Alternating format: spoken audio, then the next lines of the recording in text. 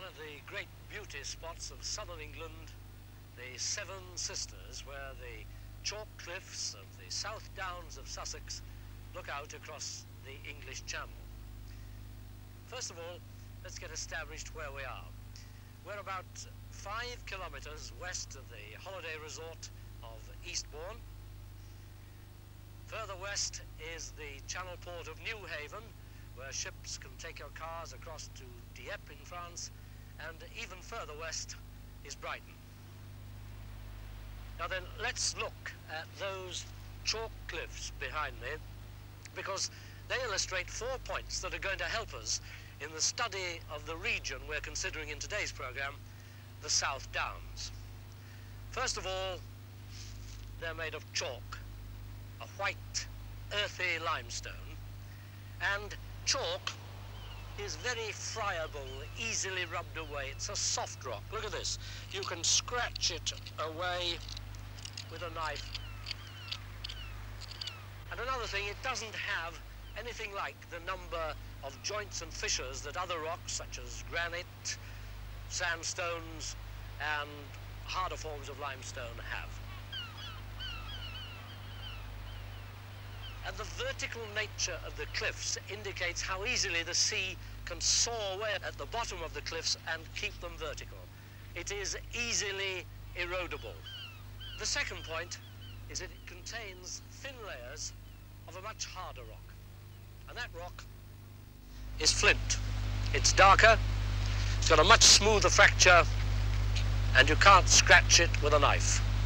And we'll be seeing what use flint has in building in this particular area. The third thing, the third point that those cliffs illustrate, if you look at the valleys which are beheaded by the cliff face, you'll see that, broadly speaking, the headlands are rounded. There are no crags, no angular things there. It's gently rolling stuff. That's because of the erodibility of the chalk.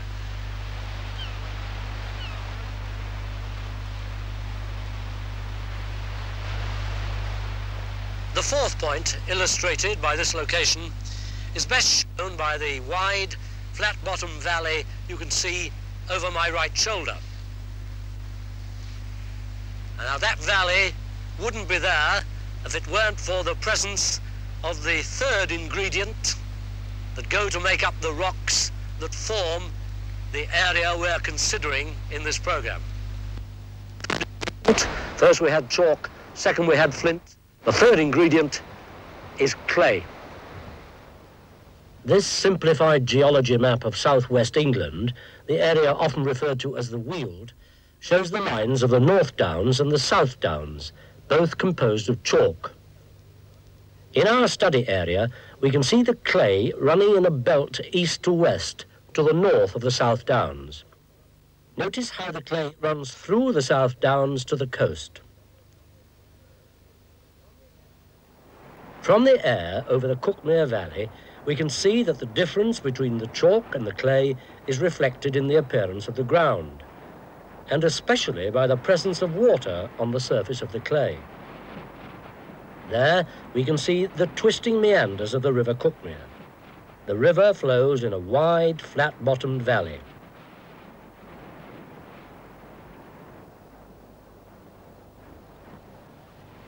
The clay which forms the valley floor is impermeable, so it retains the rainwater at the surface and streams flow on the surface.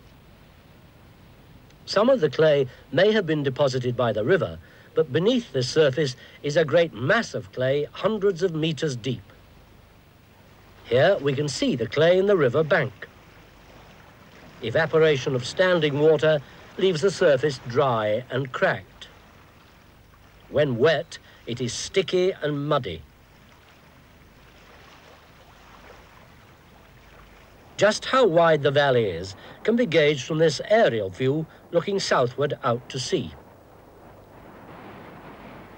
Evidence of the chalk in the valley sides can be seen not only in the occasional raw outcrops, but also in cuttings like this white horse near Alfriston at the head of this deep valley section. The valley has been cut through the surrounding chalk. It has been superimposed upon the structure beneath. In this air sequence, looking southeastwards, in the distance is the line of the Cuckmere Valley cutting across the head of your picture. In the foreground is the rolling plateau surface of the South Downs. Notice the absence of streams and drainage channels. The plateau's surface, it's really a dip slope, ends on the north side by that escarpment line there in the foreground.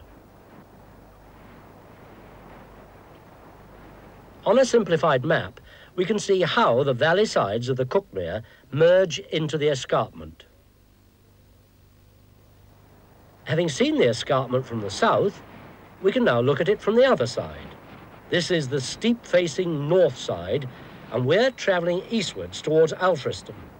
The scarp runs east-west almost as a straight line. Small indentations in the line mark the position of dry valleys, bournes as they're known locally, which once held streams. Here in the scarp to the east of the Cuckmere Valley, we can see some bournes in detail. Notice the smooth, rounded shapes and the deep hollows. Nomadic, prehistoric men made the first trackways along the ridges of the South Downs. By the Bronze Age, the downland tracks had become a means of trade and communication. The Romans further developed terrace ways such as this route over the downs near Wilmington. The scarp face of the chalk downs is usually very steep and only thinly covered with grass, which means that animal tracks, sheep for example, soon cut through that grass and reveal the chalk underneath. And it may be that gave people over the centuries the idea of using the chalk downs as places to hang their pictures by carving figures. They've done it for a long time, and there are many famous examples. The White Horse in the Vale of the White Horse near Swindon, for example. A modern instance, the lion on the chalk by Whipsnade. And a very famous one just behind me, the Long Man of Wilmington. He's a very long man indeed, over 70 metres from head to toe. And he's been there a long time. How long? Well, there's disagreement about that. Some people say he was carved nearly 3,000 years ago by the Bronze Age people. Others say that he was carved by the Romans.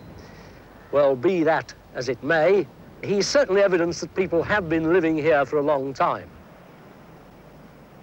At the village of Wilmington, which is situated on the clay at the foot of the escarpment, we can see some of the distinctive features of the architecture of a Sussex village.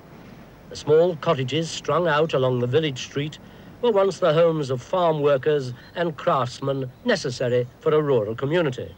Today, they're the homes of retired people and commuters from towns like Lewes and Eastbourne, and sometimes they're the weekend country homes for Londoners.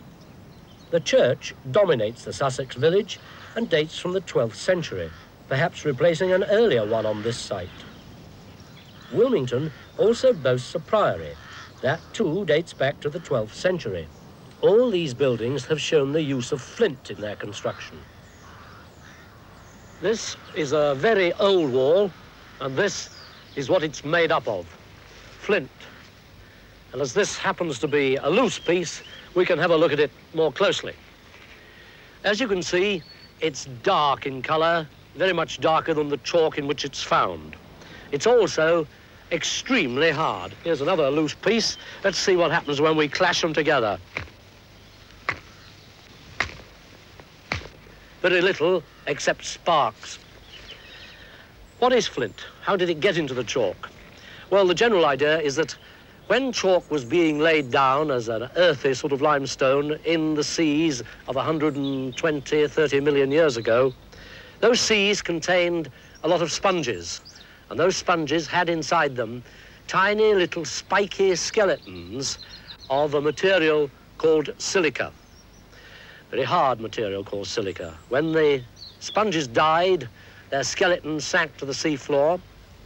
The silica of which they were made was dissolved, percolated down through the chalk, and was redeposited in layers of this material, which we call flint, an ideal building stone in an area which hasn't got any other hard stone, which is why all these walls and the walls of most of the older buildings in the chalk areas are made of flint.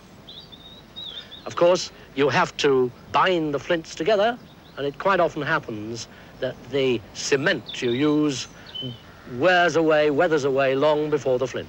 So even flint walls have to be rebuilt sometimes, just as one is being rebuilt at this moment opposite from me.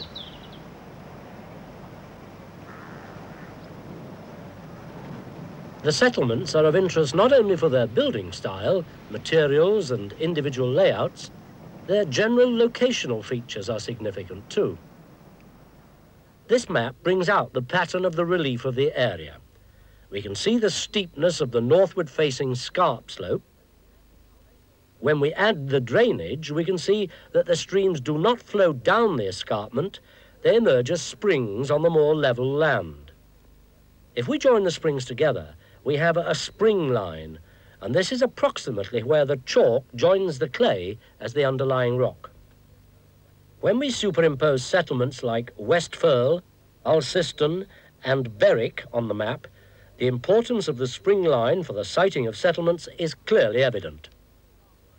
These scarp line villages were situated here not only for access to the vital surface water supply, but also because they obtained access to the dry chalk slopes, suitable for grazing sheep, and also access to the clay vale, where crops could be cultivated and lusher pastures for fattening livestock were available.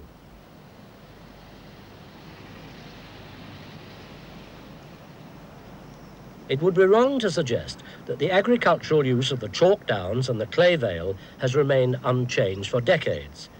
Possibly the nature of the change and the speed of the change can be gauged from the experience of the Second World War, when many downland pastures were ploughed up and used for cultivating grain crops. This change continues.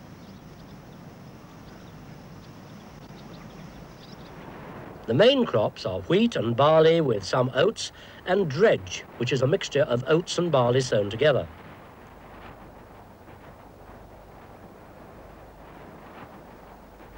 The great depth of chalk beneath the downland pastures has also been exploited.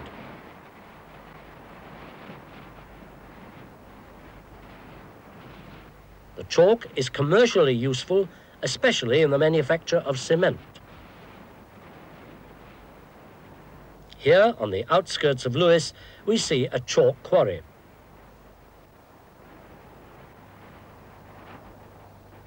And there is a cement factory just outside the town. Lewes itself is built upon a spur of chalk overlooking the wide clay vale of the River Ouse. Like the Cuckmere, which we saw earlier, the Ouse flows through a valley cut through the downs. One of the oldest buildings in the town is the castle, built here to command the river crossing. A number of roads converge on the town, and a new bridge has been built to help ease the flow of heavy traffic through the town. In a town containing so many interesting old buildings, road improvement is a subject of considerable controversy. Heavy traffic heading for the cross-channel port at Newhaven, and holiday motorists travelling to Brighton and other resorts fill the narrow streets. The roads out of the town follow the base of the escarpments and avoid the centres of valley floors, which are subject to flooding. Lewes is a market town and also has administrative functions for this part of Sussex. It is also a commuter town, providing an attractive home base for people working in London and Brighton. It is the western limit of our study area. A different settlement, located at the base of the chalk escarpment, is Eastbourne, some 22 kilometres away. It is situated at the eastern end of the Seven Sisters, northeast of Beachy Head.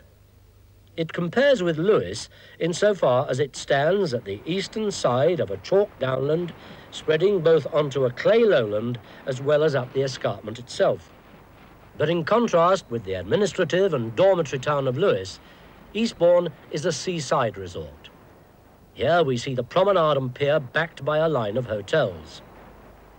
In the summer months, the visitors outnumber by 3 to 1 the local population, which in 1975 was nearly 73,500. Eastbourne is the sunniest resort on the south coast, but even when it rains, there are all the traditional pleasures of the British seaside.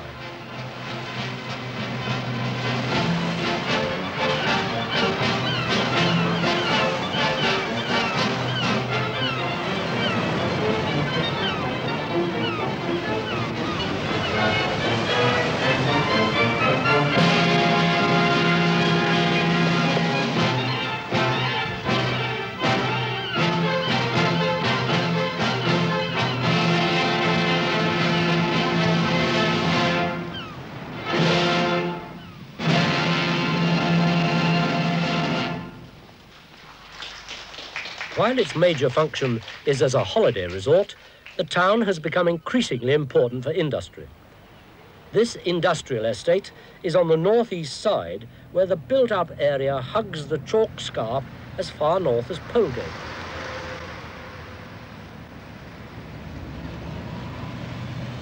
Extensive new housing estates are being built here also.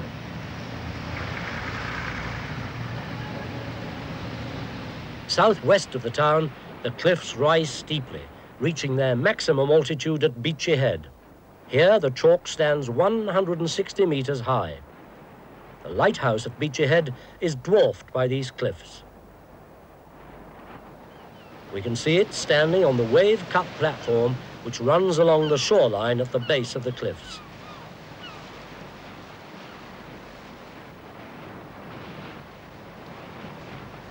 The scale and contrast of these majestic cliffs are especially attractive for large numbers of holidaymakers who come to this area. We have seen how the chalk, which so clearly dominates the coastal scenery, has powerfully influenced the scenery inland. The contrast between the chalk downland and the clay vale is most striking in this part of southeast England. Farming, settlement, ancient like the Iron Age fort at Mount Cobbourne, and modern like Lewes with its new estates, have all been affected by the shape of the land and the rocks beneath. Our overall impression is one of a basically rural environment in which settlements have largely blended into the rolling countryside. There can be few regions with such a distinctive limit as the Seven Sisters.